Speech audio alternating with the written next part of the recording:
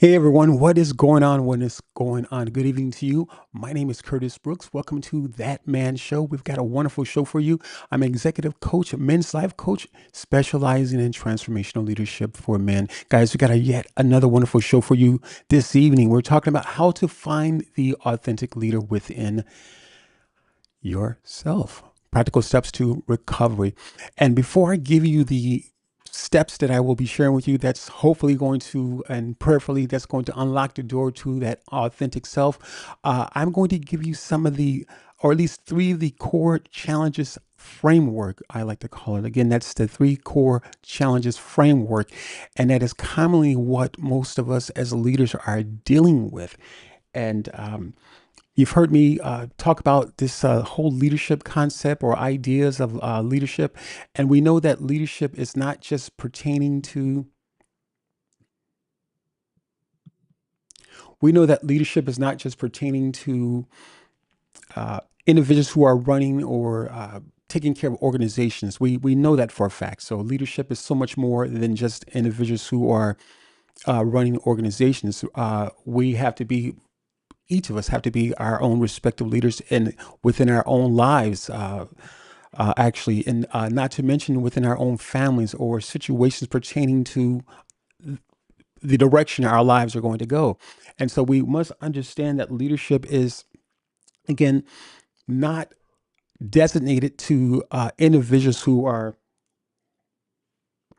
excuse me, individuals who are uh, overseeing organizations. So again, today we're talking about how to find the authentic leader within, practical steps to rediscovering your authentic your authentic self. So we are streaming to several platforms.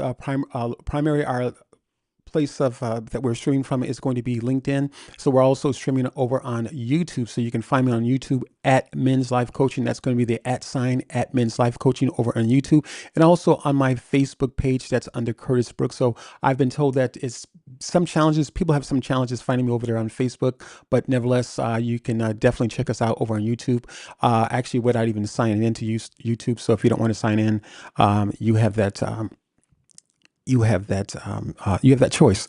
Again, check us out over on YouTube at Men's Life Coaching, my YouTube channel. So we're talking about how to find the authentic leader within, practical steps to rediscovery. And that is a huge piece. So again, there are the three core challenges framework that I'll be talking about. And first is the traditional leadership that we often, that most of us are dealing with within many of our organizations. We are having to face that monster, which I like to call the traditional leadership. And unfortunately, I have a lot to say about that traditional model of leadership. Unfortunately, it has come out from a space of, I like to call it that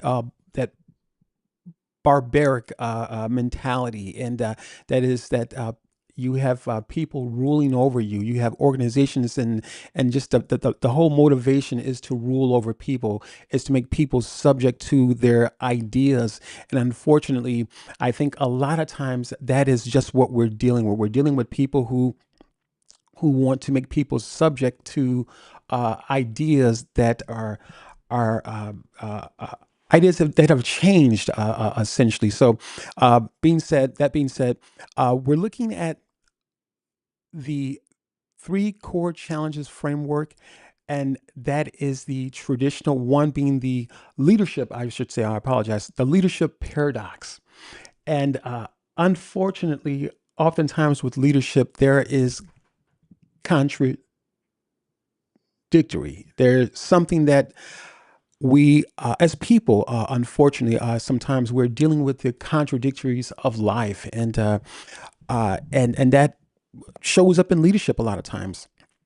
And because it shows up in leadership, uh, it can absolutely tamper with our effectiveness and our inability to be effective, or our ability to be effective as leaders, because we are saying one thing and doing just the complete opposite.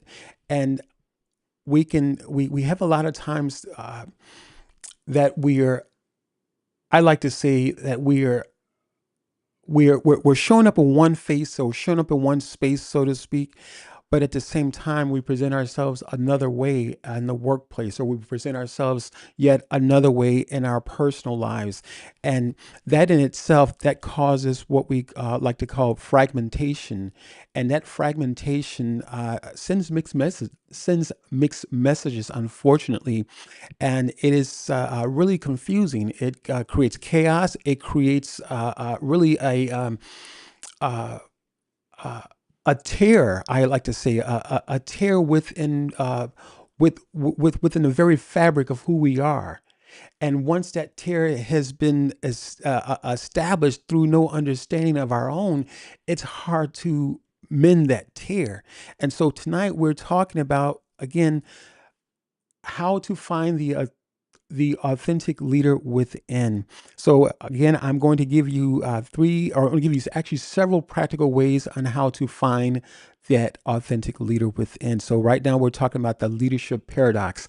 We're talking about those things that we do, those things that we say oftentimes that contradict our space as leaders, that contradict us even as parents. Sometimes we as people, we're saying one thing and doing yet something completely different.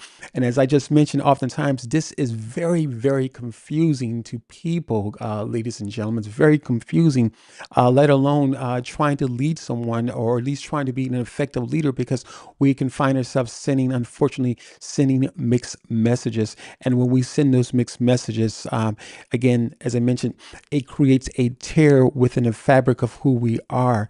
And it lets people know that we are not consistent. And I think the bigger piece of this is that it really prevents us from being creative, being authentic, because I think the bigger piece of this authenticity that many of us are trying to achieve, and really, I think the authenticity is the piece that's missing, unfortunately. It's kind of like, and I had a good friend of mine. We talk often. It's kind of like you got a taste for something, and you know exactly, you know what you're looking for. You know exactly what you're looking for, but after trying so many different things and just just, hey Zakia, thank you for going, thank you for thank you for joining us, thank you for joining us, Zakia, over on LinkedIn. Appreciate you. Long time no see. Hope that you're doing well. I read some information over there on Facebook. Yeah, so yeah, long time no see. I'm glad to see you, Zakia. Thank you for showing up. So oftentimes, again, as I mentioned, in this space of authenticity, that is the piece that's missing. And I think if you let's just say you're a I don't know, enthusiast, a food critic or something like that, or someone who's, you got a taste for something, or it's something that you've got a taste for, food, or if you're designing something, you know exactly what it should look like, or you know exactly what that food needs to taste like. And oftentimes, again, this authenticity is the piece that's missing. And we can, as men, as people in general, we can achieve so much. We can accomplish so many different things, but we can still find out that we are empty at the end of the day, or at the end of our run, perhaps on a job that we may have retired from, and finding out or asking ourselves, what is my purpose? Still trying to figure that out. And that is the question that many of us are still trying to figure out, unfortunately. And it's not necessarily an easy thing to figure out, because I think that I think we're up against so many distractions in life. We're up against so many distractions in life. And I often say, in different broadcasts I've done previously, if I were a if I were a evil person, if I were an evil person, what is the one thing that I would do? Or many things I would do, but what is the one thing, the key thing I would do? That would be to keep you distracted, to keep you from finding out who you are.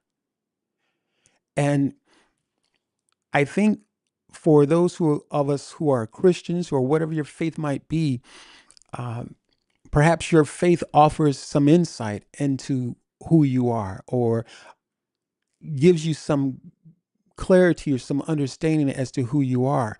And the unfortunate thing in life, again, we have so many players who are opposing, and especially in the space of Christianity. Now, I'm not going to make this a sermon or anything of that sort, but I want you to understand that so much of what we're dealing with, I believe, is uh, is society dictating. And oftentimes and I've done my research on this, and just, spending time in my space with my, and through my faith, spending time in this space. I've done some research in this space because I believe that society has a grip on so many of us, unfortunately, and a lot of what we may bring to the table, or the dinner table, so to speak. Maybe when we're in the midst of our families. Hey, thanks for joining, Marcello over on LinkedIn. So I think that a lot of the conversations that we may share with our family at dinner time, or if people are even still sitting at the dinner table these days, but when we're around, surrounded with our family, friends, and things of that nature, people that we care about, a lot of these conversations, I believe, they they start with the views from what we've garnered from society. They start with the ideas of how we have picked up certain things from society, and we bring those things to the dinner table. And I think somehow those conversations become infused with our actual belief systems. And this is for Christians, this is for those who are Buddhists, and all different kinds of faiths throughout the world.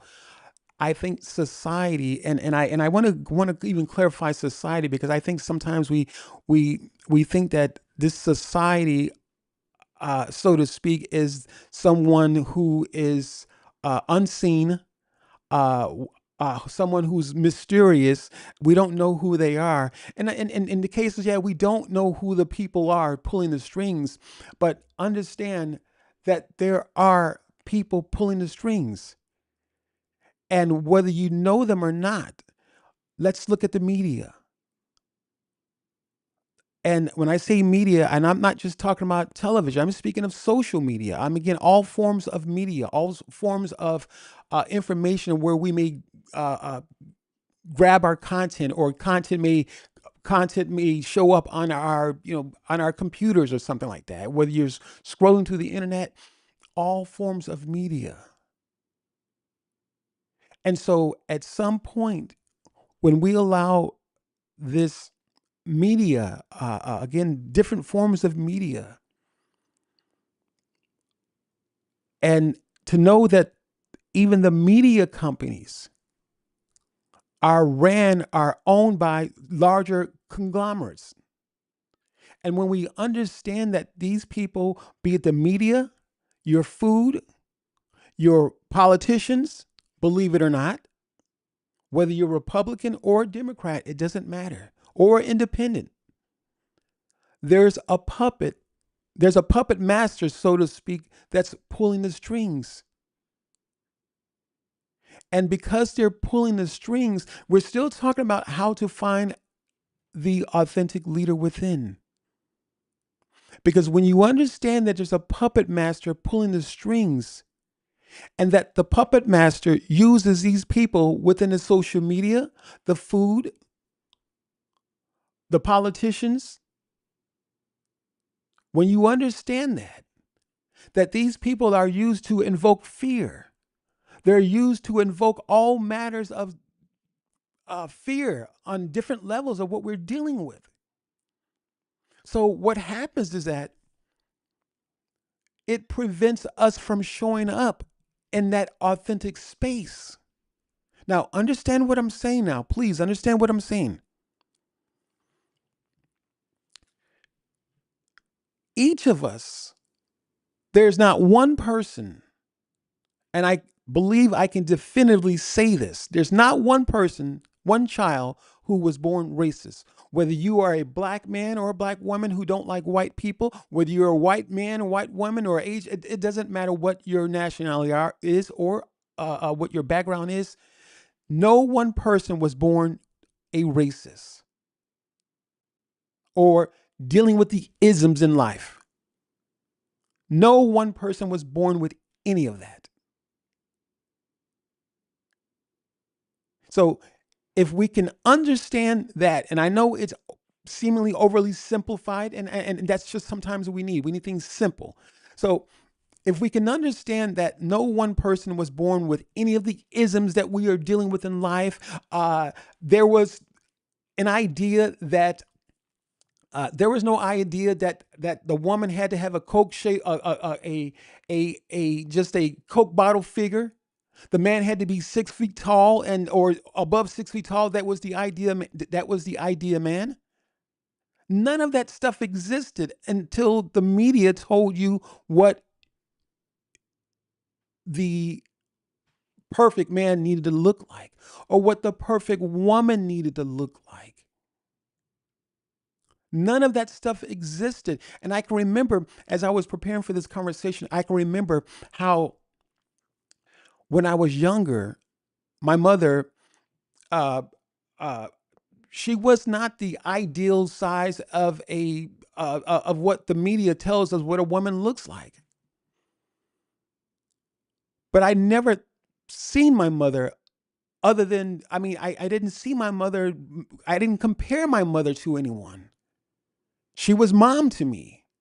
There was no my mom is not this particular size or didn't see my aunts and other family members to I didn't have that vision of what they needed to look like or what they should look like. But it would be years later. Now, you've heard me talk about oftentimes that we are all under pressure. It would be years later where these different ideas would enter into my mind. Not that I had an issue with my mother, but it's the pressure that society places on us, that these puppet masters, these images and ideas and through social media, information that is placed out there purposely for us to feel inadequate about who we are. And when we feel inadequate about who we are, and just for a very moment here, I want to go back to the garden.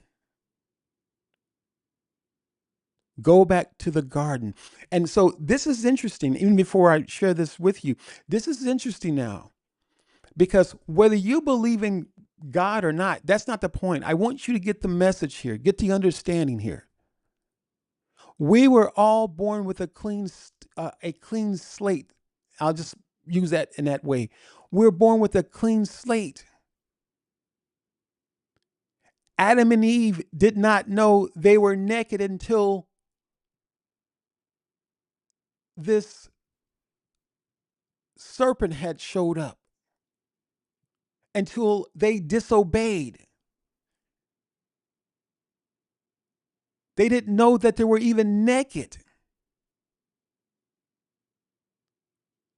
So, for the sake of conversation, we can say they were in their authentic selves or their authentic uniform, so to speak.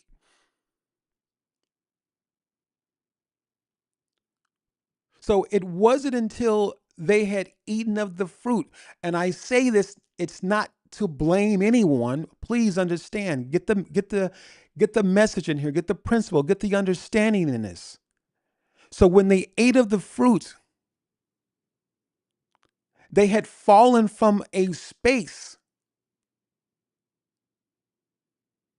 They were already in their authentic selves.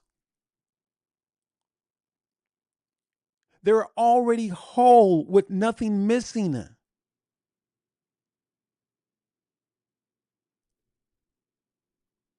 And it is the same with you and I.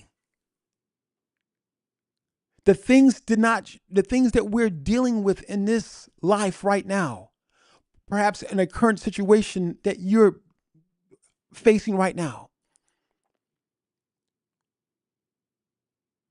In some cases, it may not have been caused by you. In some cases, it may have been caused by you.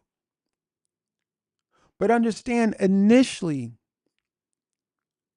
we were not given that. Initially, we started off with a clean slate. Now, you may be asking, well, Curtis, well, you're talking about this clean slate. How do I get back there? I'm going to tell you in just a few moments. So, this traditional leadership that I started to talk about earlier, it focuses on performance. It focuses on creating it focuses on having skills or the strategies that we need to outdo each other, so to speak. From one organization to another, for one person to another, trying to outdo each other. That is the traditional mindset or the traditional model of leadership. Every last one of them.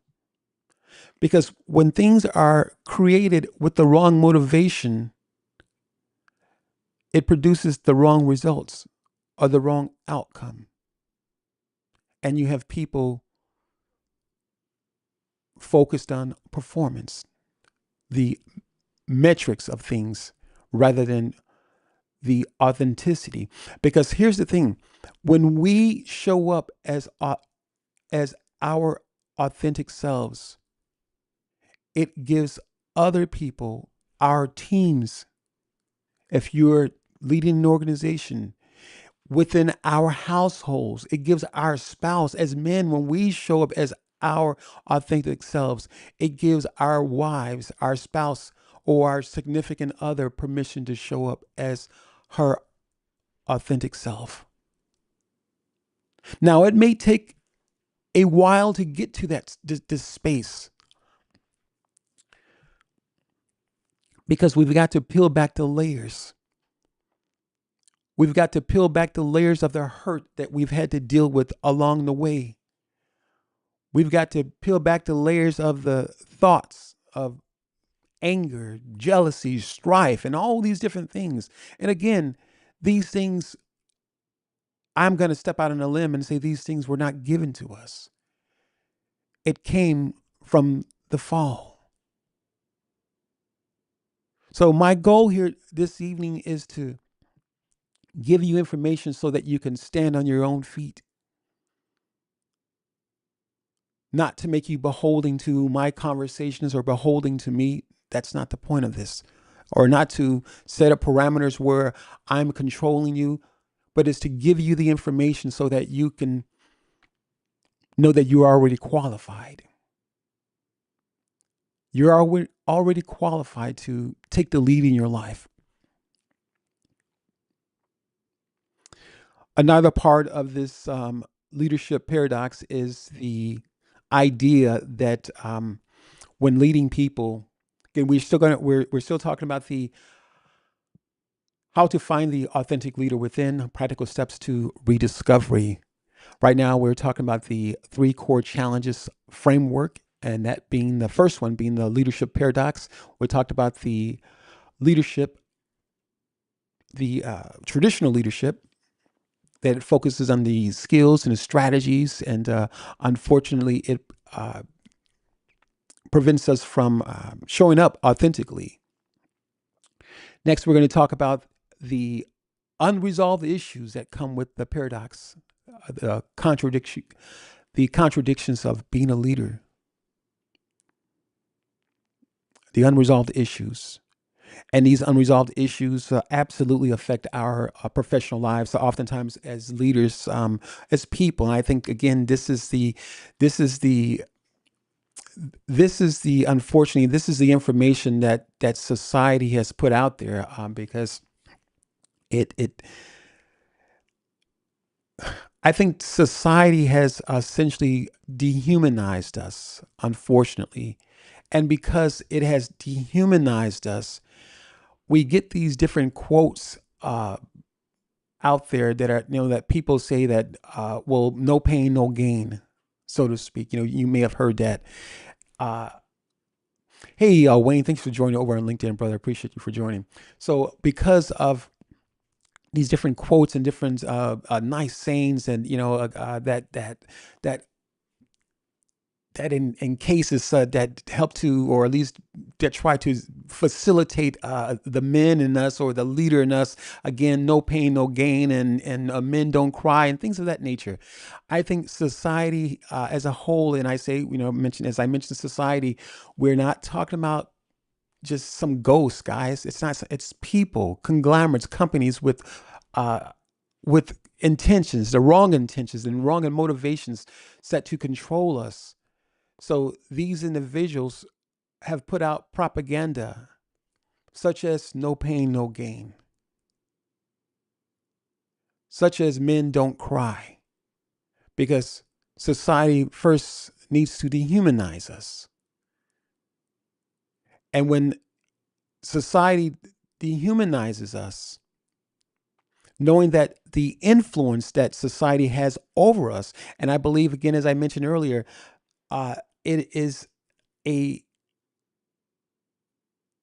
belief system that society has infiltrated.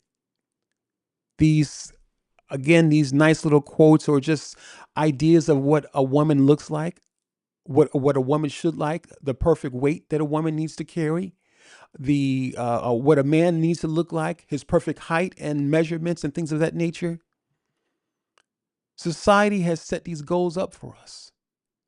And because men and women alike, people in general, oftentimes we don't stick to our belief systems.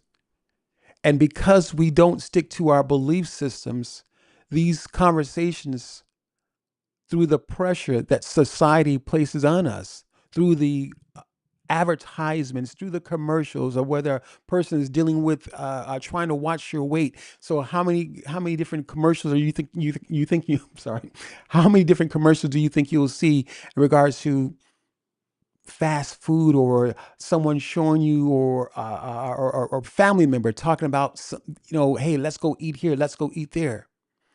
So these are all conversations that we have, especially are things that we see that come in a way of pressure, and sometimes it's unintentional, but nevertheless, a lot of these things are so much ingrained in us. These societal views are so much ingrained in us that oftentimes when it comes to our own belief systems, we're challenged with holding on, challenged with, again, anchoring ourselves within our belief systems, because society believes this, and because we're not going with that approach or viewing things as society views things, we can be perceived as the outsider, or someone who is just a prude or something of that sort. And it can be absolutely very difficult for us to, again, walk in our own belief systems.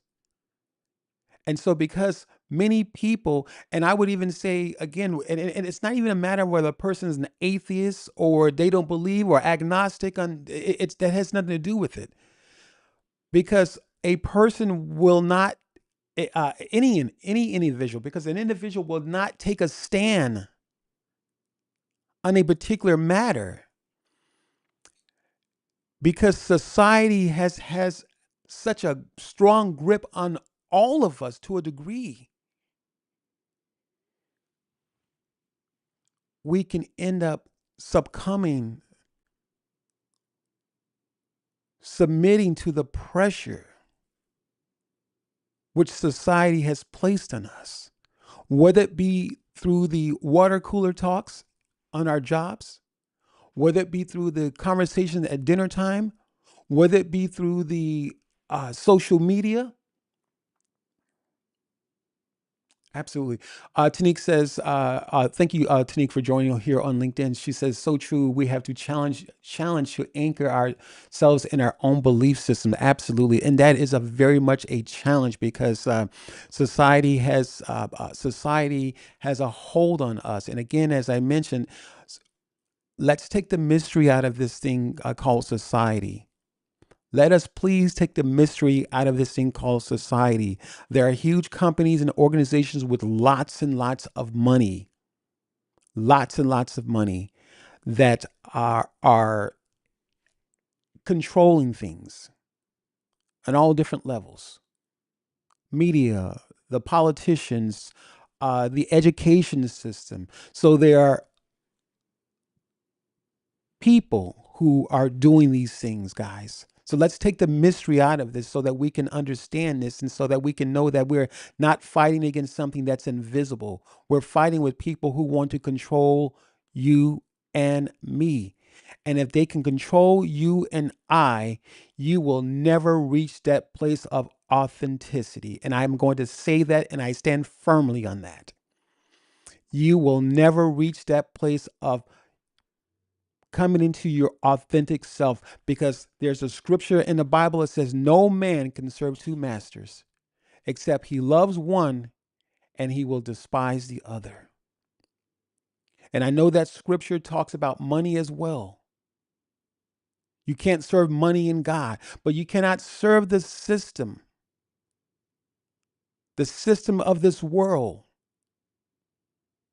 and also walk in a place of authenticity.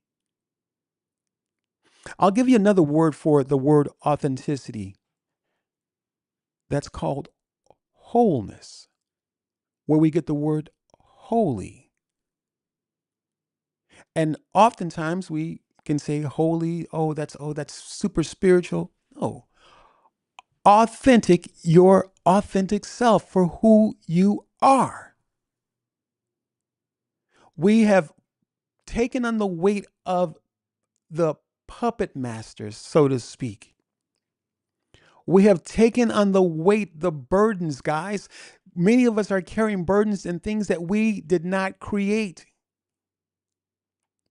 If you don't know how to spend your money, and I'm just going to put this out here, if you don't know how to spend your money and you're not financially savvy to a degree or understand your finances, do you know there are people who are going to offer you loans just because you don't know? If you don't know what eating healthy is, how many restaurants with poor quality food are going to show up? These are facts. And the only way to overcome the truth, a reality, the only way to overcome a reality that the puppet masters, so to speak, have created for us, that's their reality.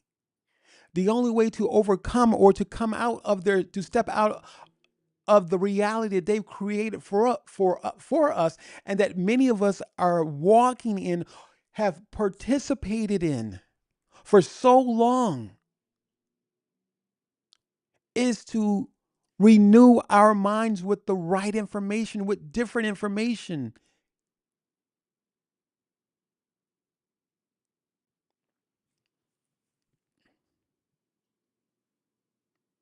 So it becomes absolutely very difficult to effectively lead others when you or I have not come into our authentic selves. I think through our authenticity, that's where we find our creativity. That's where God created the heavens and the earth. And it's not even a matter of, I want to say this, guys, it's not even a matter of whether you believe in God or not. That has nothing to do with it. But understand, the stories themselves offer a framework. Whether it was two people in a garden or not, the reality of it is that you and I were born with a clean slate. That is the reality that we must come to understand. And all of this extra stuff that we're dealing with, it was something that was given to us. And when I say it's something that's given to you and I, what I mean is that you had no choice. but to take it because it had already been established.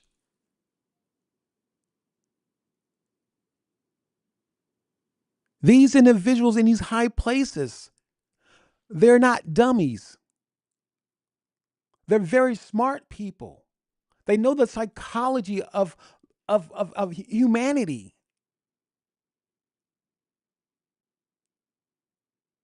So again, we're taking the mystery out of this society.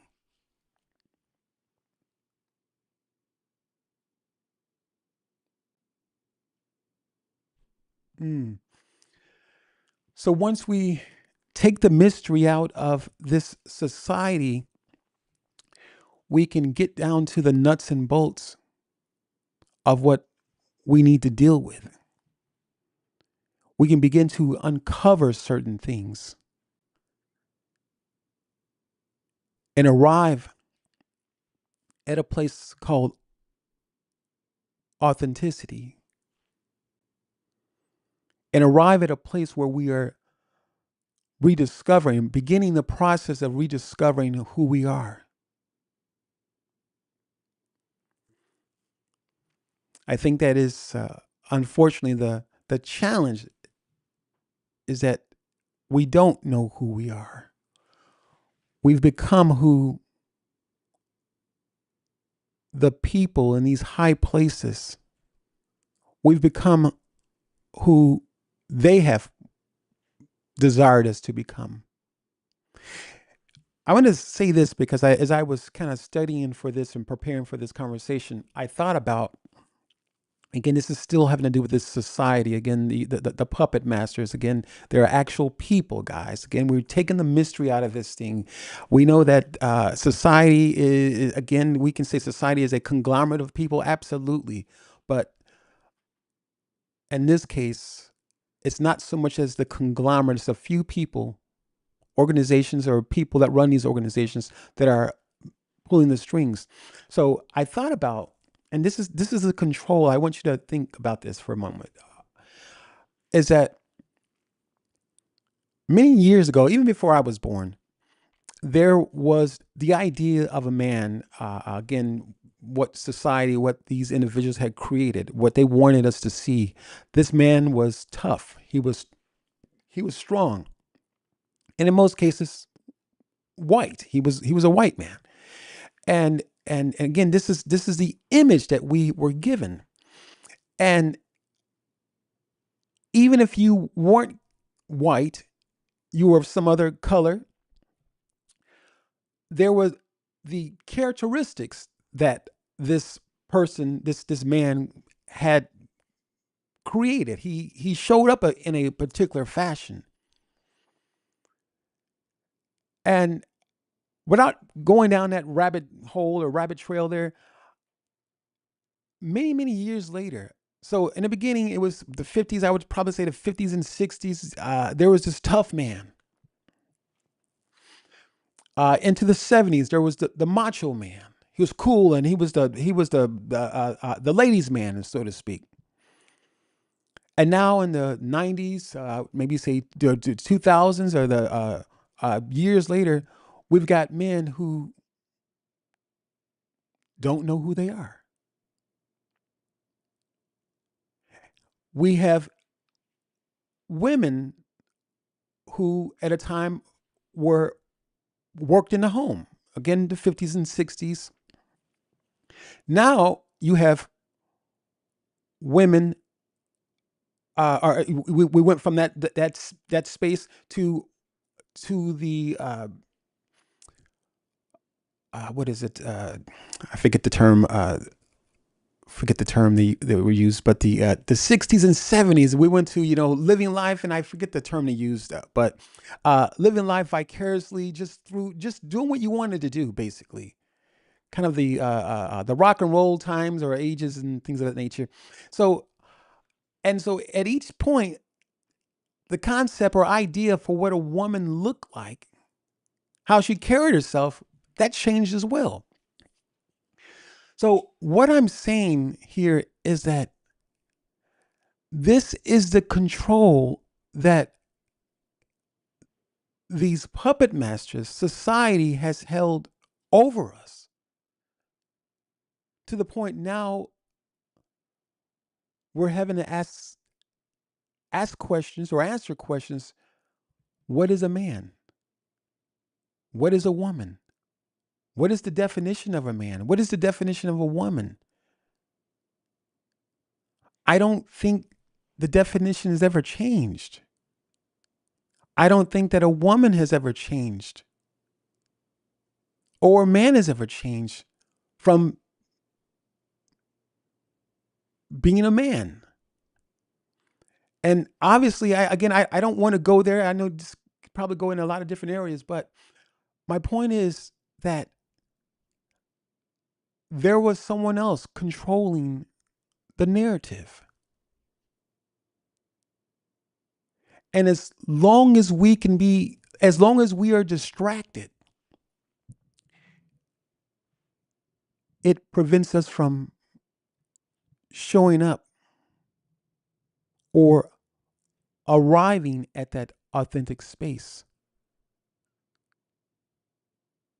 Because getting back to the authentic space, you've got to be prepared to pull back the layers of the pain that we have taken on, the burdens that we have taken on, all of what society, again, these big conglomerates, these people taking the mystery out of society, knowing that society is not just one person, obviously, but we know society in its term and definition, it's a conglomerate of people. But in this respect or regards, society is a few people that have dictated the fashions, that have dictated what the man should look like, how the man should carry himself through the movies, through the television shows. Society has, or these few people have dictated what the woman should look like, what her body should look like, how much weight should she put on, how much you should eat, what's a healthy portion of food, all these different things, who your politician should be, what you should be learning in school. So all these different things are controlled. It's controlled chaos. And it prevents us from getting to our authentic selves because now we've got to peel back the layers of all the confusion because what was once pure, what was once holy, what was once undefiled is now been defiled. It has been tampered with to the point where it has messed with our psyche, our mental capacity to withstand the challenges in life. Now, it doesn't mean that life would not have been without challenges. But when we're without the chaos that has intentionally been created, we can become our authentic selves. We can step into creativity from a space of being authentic. We can lead our families as men, as wives, single mothers. We can lead our families. We can come into understanding of each other. We can give an ear to listen and hear what people are saying and draw the correct responses from that. But because of the weight and burden that so many of us are carrying or have carried for so long, we show up as the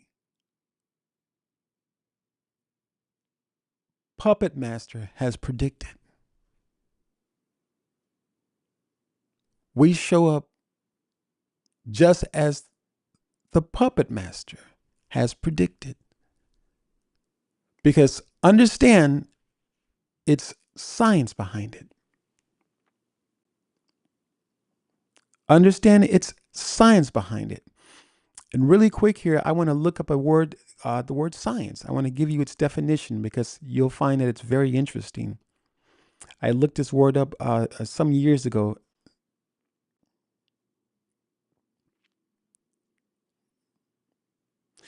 And here is the definition. It says, there's several definitions, the word science. It says systematic knowledge of the physical or material world gained through observation and experimentation. Come on now. The definition of the word science says systematic knowledge of the physical or material world gained through observation and experimentation. Another definition says systemized knowledge in general, meaning that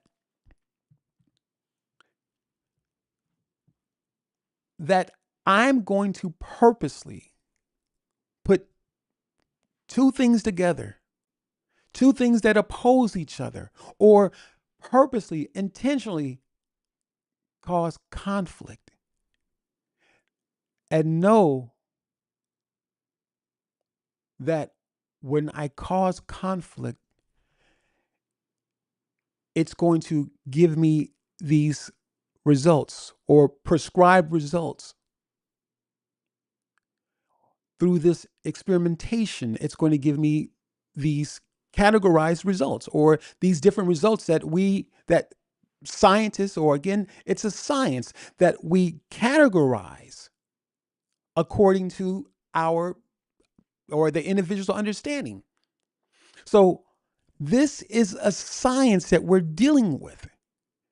And as long as we're not in our authentic selves or trying to make our way back there, uh, dropping some of the burden and being prepared to do the homework, getting to know ourselves, getting to know thyself, releasing the burden that this system has placed upon us. And the interesting thing about this conversation, it has absolutely nothing to do with a one particular system, be it a race system, it's the education system, it's the food that we eat, it's our political system. All of these systems, or all of these systems have been affected.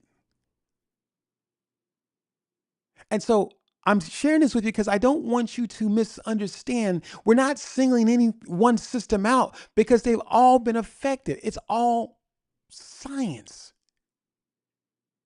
It's all that if I do this, it's going to cause him to do this.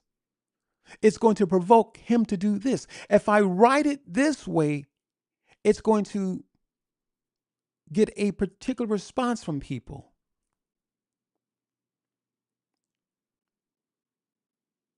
It's all science through experimentation. And when we can understand that, we can be prepared to make our way back to our authentic selves, our whole selves. So there's a lot more that I wanted to share. I know I've been talking about, for the sake of time here, I know I've been talking about the leadership paradox. I want to touch bases on a few more items here, having to do with how to find your authentic, the authentic leader within. So there's a couple more things I want to talk about. I just touch bases briefly on these things here. We've also got the integration challenge. Again, we're talking about a few things. The three core, what was it? The three core challenges framework related to finding the authentic leader within. And so the second model here is the integration challenge, and that challenge comes in a space where we're we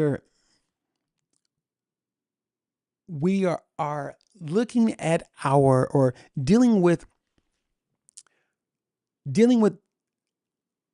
our personal lives and our professional lives. We have society, so to speak. Again, we have tried to compartmentalize these things. And I've said in different broadcasts in the past where life is a big circle. Oftentimes we think a life, they're putting things in this basket, and this is just my interpretation of it, but the same idea, same concept, but putting certain things in one basket and yet putting things that we might be dealing with in yet another basket. And yet we've got these different baskets. And again, compartmentalizing these different things that we're dealing with. But here's the reality, there's no such thing. The professional life touches the personal life, the personal life touches the professional life. The things done in secret will show up in our personal lives, in a public space, in a public arena, so to speak. Because at some point, the very things that we are trying to manage, they become unmanageable. And it makes it very difficult to, as I mentioned earlier, to compartmentalize those things.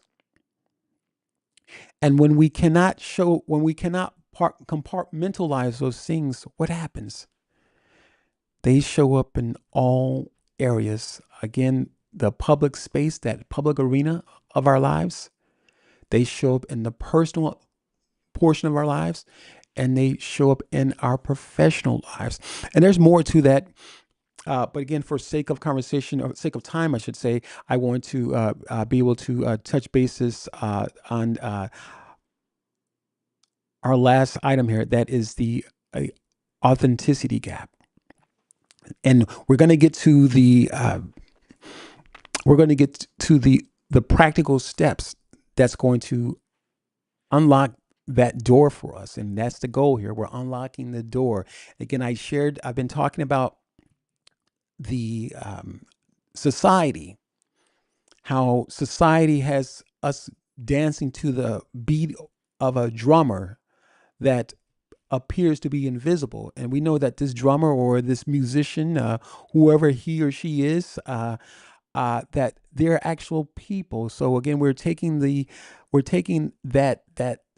narrative away, and that society is this person that we don't know. Obviously, we don't maybe not know them by name or seen these persons or people, but uh, it's not invisible, guys. It's not invisible. So we're going to get to the practical steps in just a moment here. We're going to talk about the authenticity gap. That is something, again, one of the three core challenges framework that leaders are dealing with. And I've kind of touched bases on that. I know I probably kind of got ahead of myself a little bit. And again, that is just to touch bases on this society thing. Again, that is where that is the gap. That is the gap that we're dealing with. That is the gap that society has created, and that we call that the authenticity gap. And unfortunately, because we're dealing with the puppet masters, it becomes very difficult for us to step into that place of authenticity. And as long as we're not in this space, we're out on the other side of authenticity. We are singing their song and dance. Unfortunately, uh, our anger or the things that we might be dealing with, it's their cue. It's the things that they have put together. Again, a lot of times for just people in general, our view or idea of what, or even what we think to a large degree, has come from society. We have taken on the views of what the puppet master has created. And I don't want to sound like a conspiracist, and just toss all these different theories, but I've spent time with this, guys. I'm not just talking and blowing smoke. I've spent time with this, and these conversations are near and dear to my heart because the whole point of this is unlocking the door that we may have found ourselves behind or isolated because of the damage of what society has done to us. Somewhere in this space, this authenticity gap, or even say it better, this bridge that has been incapacitated to a degree, this bridge that has maybe been unleveled or some degree. These conversations that I'm sharing with you now is about rebuilding these bridges. The bridge is not broken forever, but we can rebuild the bridge through understanding. We can rebuild the bridge by having these kind of conversations. And when we have these conversations, we understand the importance of whatever your belief system is to hold true to it. Hold true to it. Hold steady to it. Because the moment that you start wavering in your belief system, the moment you start wavering in your belief system, and where there is a hole, so to speak, a hole, meaning there's a space that has been where, again, if we're in our belief system, we're dealing with unanswered questions. So let's just say that, for sake of an example, we're dealing with unanswered questions as it relates to our belief system. And as long as we're dealing with unanswered questions, there's going to be space or ideas that show up to fill that space. There's going to be views that come from society that will challenge our belief systems. And so, in that challenge, a lot of times, we're still talking about the authenticity gap. So, in that challenge, a lot of times, we find ourselves looking at the probability of what that could be. Similar to the serpent saying to Eve in the garden, God did not say that you couldn't eat of the tree and other things he had said to her. And though she had given him though she may have shared certain things with him as relates to what God had said that she wasn't supposed to do, he in turn said to her, like a slick lawyer, perhaps, nothing against lawyers, but just the conversation, the dialogue. He in turn to her, and he in turn said to her, "Well, God did not say so and so and blah blah blah, because he knows that if you eat of this tree, you would be just like us, gods, knowing, having knowledge of good and evil." So the point I'm making in that piece of dialogue is that this is how society approaches us. Again, this is how society, the puppet masters, again, we're taking that we're taking that mystery out of this society, because they're not it's not just a conglomerate of people. It's a few people who have lots of money. They're pulling the strings. And so we're saying that society is doing this. And so what happens is that when it comes up against our faith, our belief system, our values, whatever your values may be. Hey, Sharita, thank you for joining over on LinkedIn. Thank you for joining, Sharita.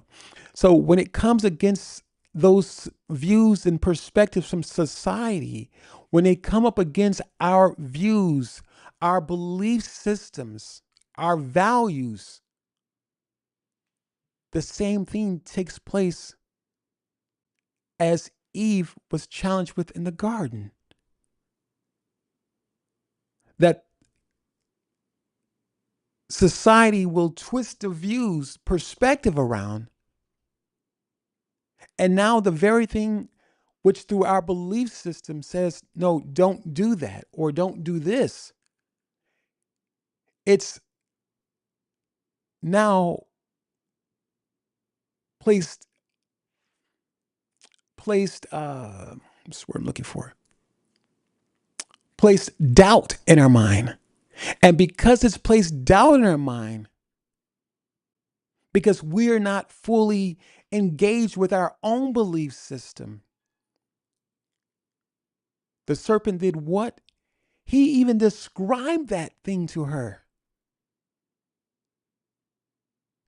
And after a while, I know the time frame, but during that conversation, she said it was then pleasing to the eye and it was good to eat. So this is what society does to us in place of the values that we say we have. And so what happens is that the values that we say we have, we find ourselves giving way to the ways of society because society does not have a value system. Because I shared with you earlier how it's changed an idea of what a man looked like during the 50s and 60s and onto the 70s and 80s and 90s. These ideas or concepts of what a man looks like and who a man is, all these things have changed over the years to include women. How a woman must look like and her proper weight, so to speak, what she should wear, what her body should look like. All these things have changed over a period of time. So the same thing that had taken place in the garden with Adam and Eve is what society does to us in relationship to our value systems. And when we're not able to take a stand on our own value systems, we succumb to or submit to the views or the value system. I don't even like to use the value system as it relates to the society, but we submit to a value system that they have created. And we know through time their value system has changed. And when it changes, because we're not secure in our own value system, guess what happens? We change as well. We're like the ship that's being rocked to and fro. We're like the scriptures that says a man who's unstable is unstable, a mind, or I can't remember how it goes, not verbatim, I apologize, but a man who is unstable mentally, he's unstable in all of his ways. So at some point, man must be, when I say man, humanity must be prepared to take a stand on their value system, I'm not here to give you my value system. You must find your own value system, whatever that looks like, according to your faith or not, or some other value system. But when you don't have a value system, something that you are secure in, the only other recourse is to succumb to the value system that these conglomerates or societies, so to speak, have created for you and I. And the interesting thing about that, here's the key ticket here.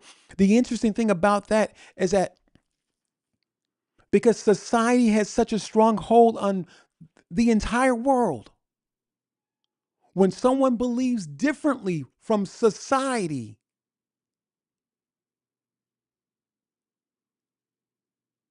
those people will come after that person.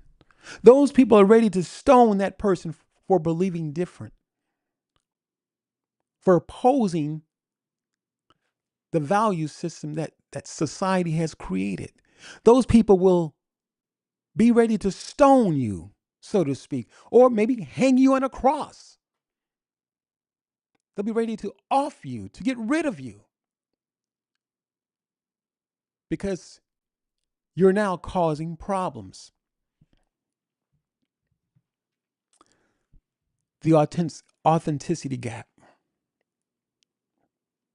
The authenticity gap.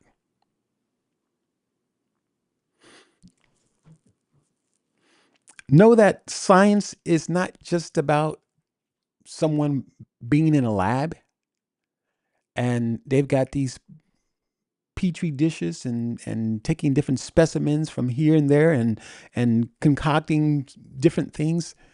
No. We have been the science project, so to speak.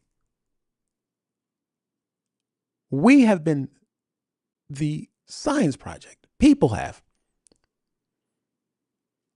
So it's been a large experiment to the point where we have our social sciences. Hey, Marcia, thank you for joining over on YouTube. She says over on YouTube, I got to read what some of these comments here I haven't read in a while, but Marcia's over on YouTube says to be authentic is a lot of work in today's society. Absolutely, absolutely. But I could say this, Marcia, it is absolutely worth it. It is worth it because it's something that's going to keep all of us up night and day. We're going to lose sleep over this thing, but I tell you, at the end of the day, it's going to be worth it. It's going to be worth it losing sleep to take control of your soul, to get to allow your God to put you back into the to put your God back into the driver's seat. I'll say it that way.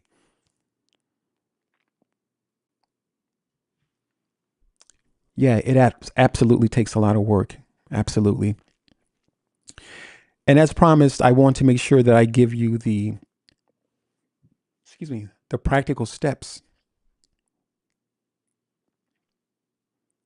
to recovery, coming into your authentic self.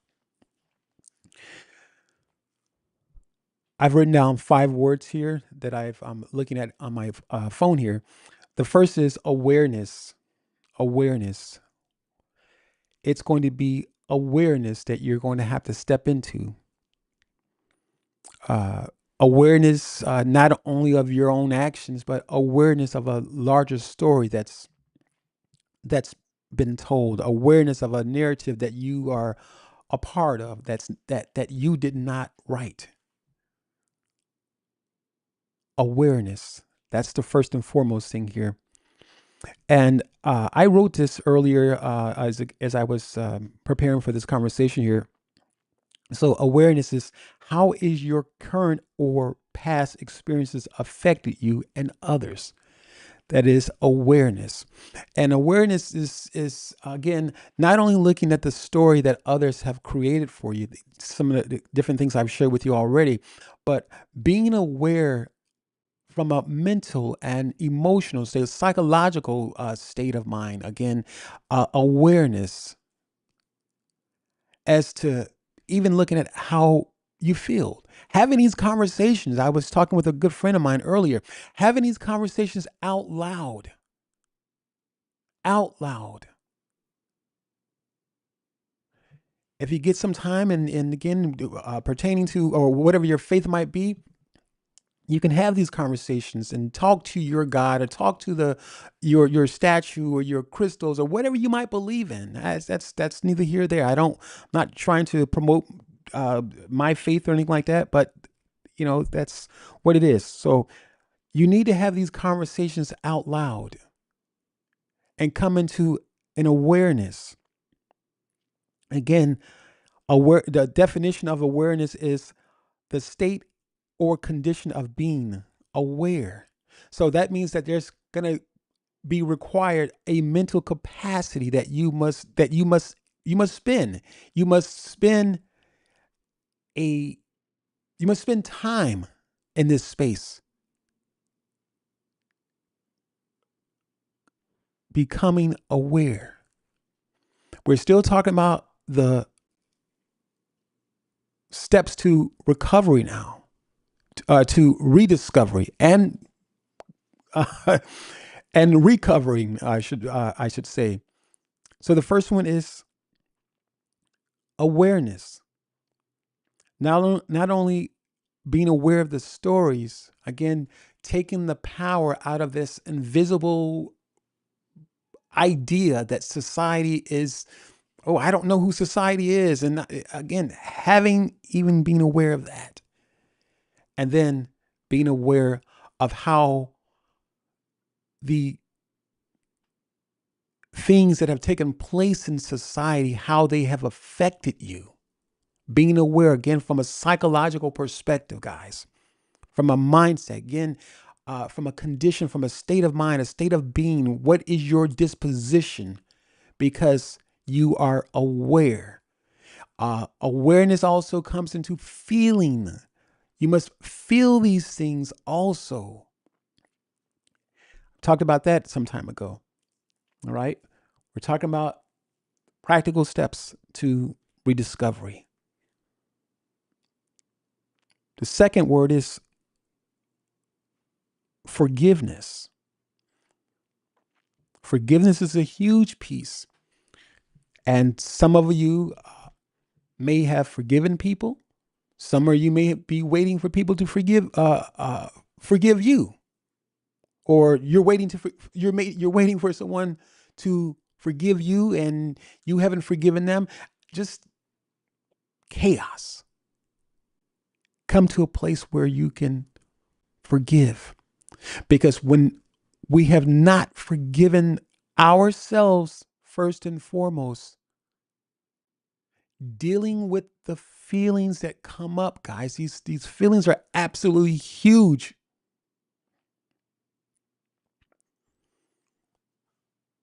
Dealing with the feelings that come up with either the unforgiveness that you might be dealing with, or the idea that you have to forgive someone else.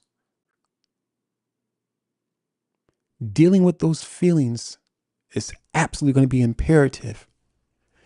Coming into that space of authenticity, having to shed the weight, the burden of what society has placed upon us. You will feel like you're stepping out of a different realm into another, because that's essentially what it's going to take. It is a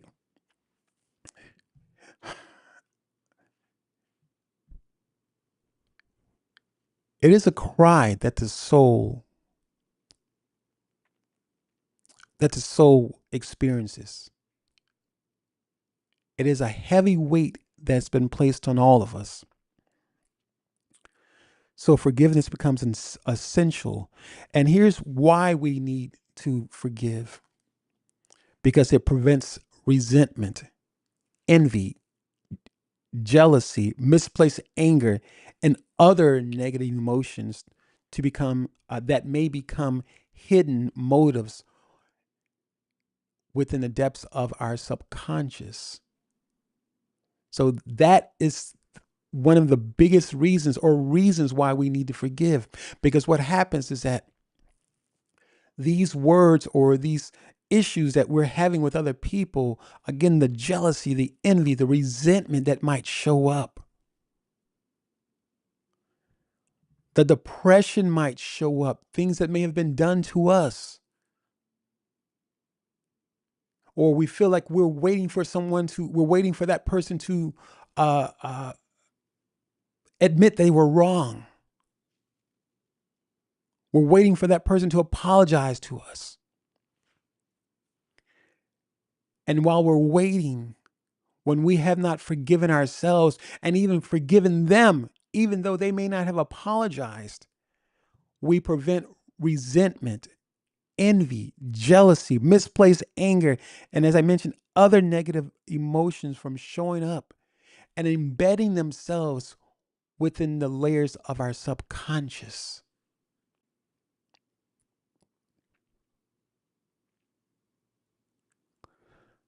The next word is understanding. And I've got understanding/accountability. And the definition for understanding is the mental process of a person who comprehends comprehension, personal interpretation. That's the definition. And so my thing that I wrote earlier is to the reason why we need to submit, and I'll give you the word understanding. Understanding is submission. It's coming under a thought or actions or a line of events. This is kind of this is kind of what I wrote earlier. It says to submit, stand under. That's what understanding is. It's standing under something, coming under, submitting some to that thing which you are without knowledge of, which we cannot wrap our minds around. It's coming under that thing to get greater clarity.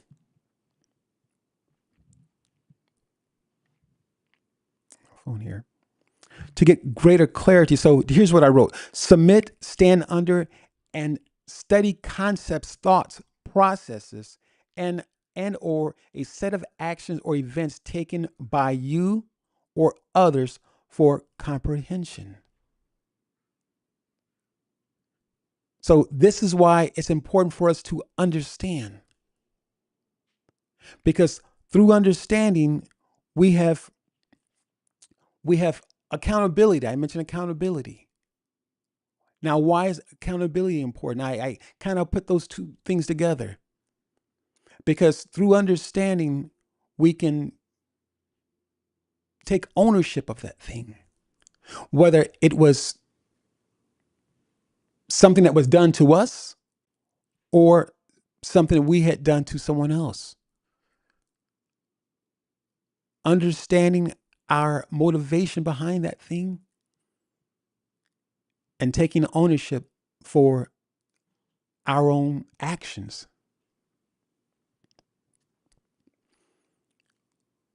Next, we've got compassion.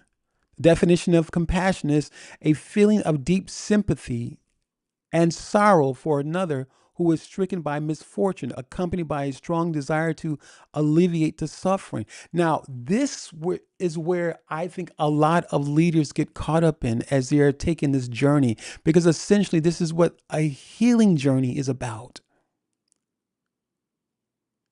This is a healing journey that you will take if you are desiring to get on this journey or this road to becoming a more authentic leader. These are the steps that you will need to take. And I don't even necessarily want to say they're in a particular order, but I do believe that this is the order that you must take these steps in, or the order that we will go through mentally and emotionally. Again, the different steps that I'm sharing with you. So we've got compassion. Now, why is compassion important? And I started to say, before I'll jump into that, I started to say is that this is the challenge where a lot of leaders who are trying to take this journey themselves, they're trying to do the work themselves. This is a lot of times where they get stuck at, because this compassion piece can trip us up a lot of times, because just this last portion I just read to you, it says accompanied by a strong desire to alleviate the suffering. So this compassion can become very, it can have us as leaders becoming very sympathetic to the needs of others. And when we become sympathetic to the needs of others, we can unfortunately give the business away, give the entire house away, because we are develop this compassion now. Again, out from the understanding and accountability, we've got this compassion thing going on. And now, due to this compassion, we want to be able to solve the problems of others, because we have acquired the understanding. Again, now the compassion. And the challenge with that a lot of times is that that's the place where a lot of leaders stop at. And we must be able to use some discernment as we are sympathizing with others. And that's where empathy comes in. That's where empathy comes in. The definition of empathy is the psychological identification with or vicarious experiencing of the emotions, thoughts, or attitude of another. That's putting yourself in the shoes of another person. That's making yourself relatable, your situation relatable. Not necessarily mean that you've gone through the same thing, but finding something within your background. This may or may not be something that you share with this person, but as you're listening to this individual share something or idea or something that they're going through, uh, one of your team members may be sharing something, or your children may be sharing something, your wife, your spouse, your significant other, they may be sharing something with you. So as we're trying to climb out of this hole, so to speak, that's HOLE, as we're trying to climb out of this hole, this deficit, empathy is absolutely going to be needed. And so for this empathy piece, that's us making a connection with a team member, our child, our a subordinate as a leader, our wife, our significant other, our child. That's us making a connection. Again, as we're making that connection, that's us doing the mental work, laboring here, and the mental capacity, that space that's being used here to draw on understanding from maybe our situation as the person is sharing their situation with us. That's that individual, us as a listener, active listener, that's us saying, hey, that's very interesting. I can relate to that. Again, we may or may not share that thing that's relatable, but through compassion, we can find ourselves empathizing through their thoughts, coming into a connection, again, being relatable, maybe not necessarily understanding all of their story, because each person is going to share their different stories or ideas differently, but coming to a relatable situation, or having our own situations that we've dealt with in the past, that we can draw the connection with them and be able to connect our attitude, or what they may be displaying, where their attitude and emotions, we can absolutely be in alignment with where they're at. So just a quick recap. I know we talked about a lot, guys. Your exit strategy, the practical steps that that you can take into becoming the authentic leader that you are already designed to be from the very beginning.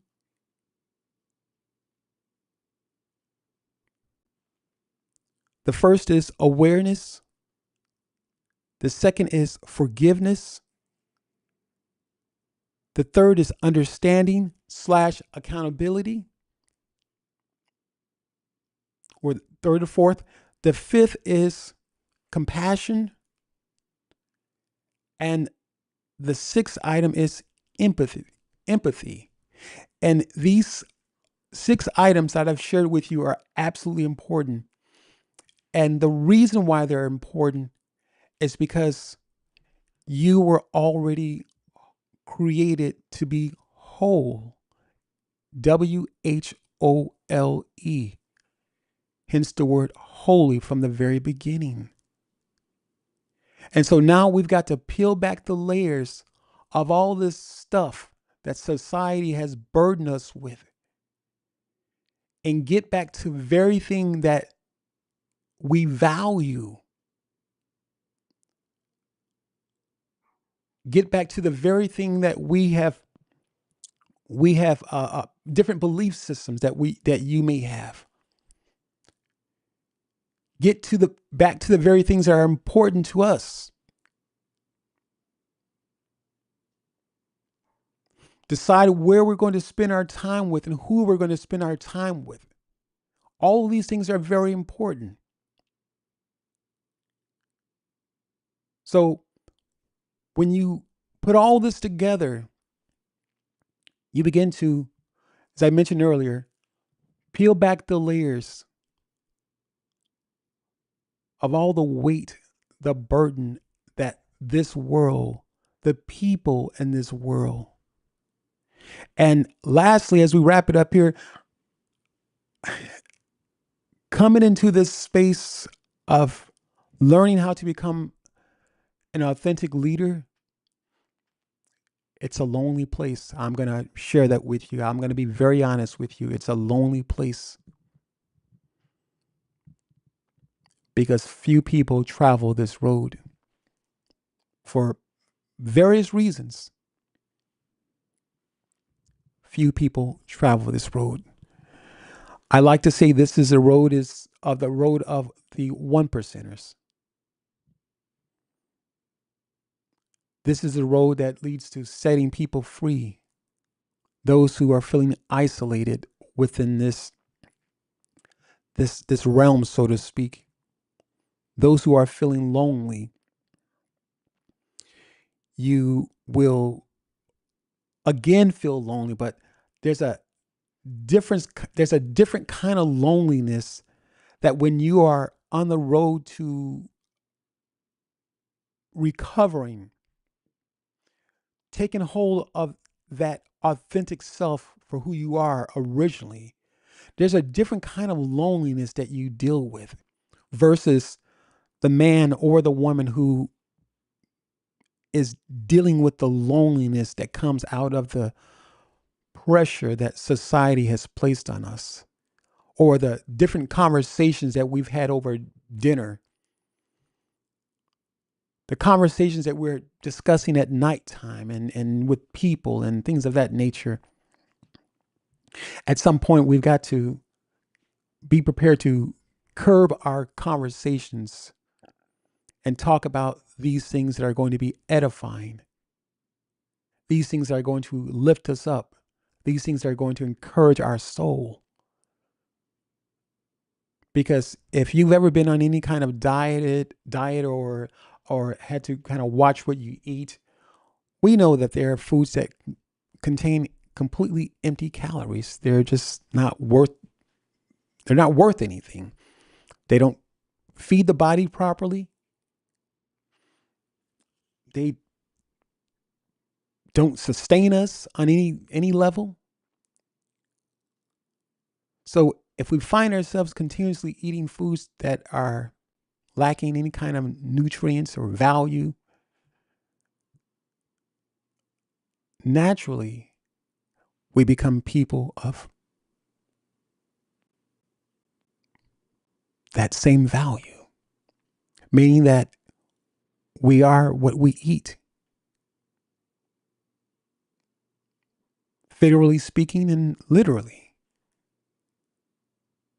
And when I say eat, consuming of knowledge.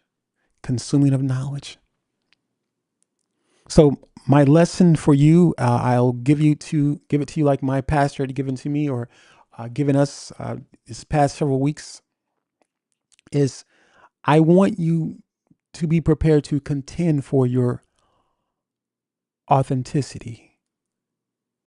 Contend for it. I want you to be able to fight for that thing that you're going after. And this fight, I am not speaking of a physical fight where you're being angry with people. I'm speaking of that now that we've gotten, hopefully I've given you some clarity on this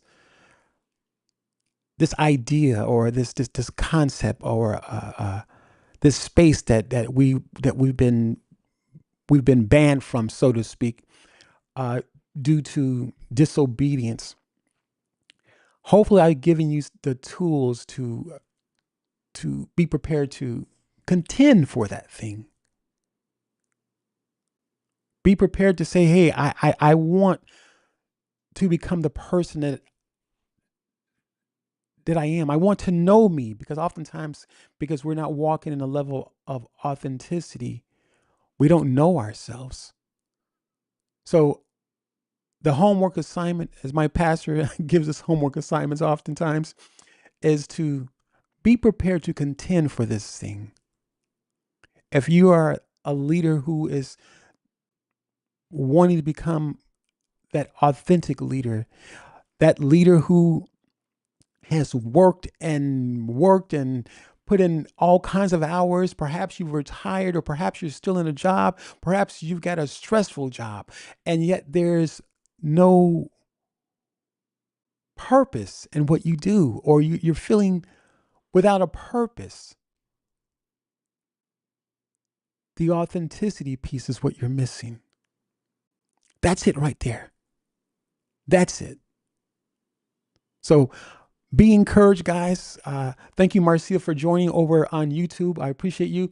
Thank you, Sharito, and thank you, Tanique, over on LinkedIn. And thank you, my dear brother Wayne, for joining. And thank you, Barbara, for joining here over on LinkedIn as well. And Marcello, thank you for joining. Appreciate you. And thank you, Zakia. Always nice seeing you, Zakia. And my brother Antonio, thank you all for joining. And for those who will watch the replay, thank you. Please share this video out. And if you are watching from YouTube and or will watch the replay from YouTube, make sure you subscribe to our YouTube channel. Again, it has absolutely been a pleasure. Before I check out here, I want to say, I usually forget this. I don't mean to, but I'm covering so much ground here. But I do want to say that if you want to reach out to me here online for a free or complimentary strategy session, please do so with the link on the screen. That's going to be bit.ly/free 30-minute coaching for more information about working with me. And let's get you back on the right track to that authentic self that you are so desiring, that you can actually just taste it. We want to get you back there. So help you to get you back to that place. So that being said, guys, I want to say